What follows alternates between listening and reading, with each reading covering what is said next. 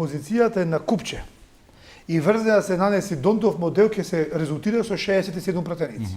И ќе има комотно можност да се формира влада без никакви уцени.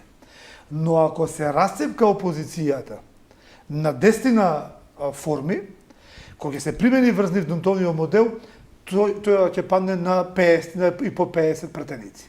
Бидејќи секој од тие делови ќе отпаднат фира неупотребени гласови, а власта ќе остане максимализирана сите на куп. Таа улога во последен момент многу мудро ја изигра тој блок на криминалот со формирање на партијата на Максим Димитриевски, градоначалникот на Куманово, која доби силна поддршка од таквите структури и која упорно се обидува да се представи на политичката сцена како некоја патриотска македонска опција. Јас би ја нарекол квази македонистичка, пошто дури не македонистичка не е, со нарачани настапи во Бугарија.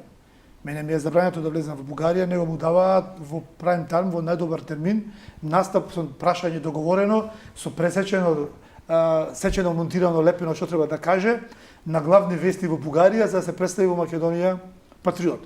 Кој тоа го договори? И дали тоа е истата екипа што го договори ташната на Боки 13? Еве, јавно прашувам, нека одговори господинот Димитриевски. Дали истата екипа која договори ташната на Боки 13 и ја договори и го договори неговиот настап во Бугарија?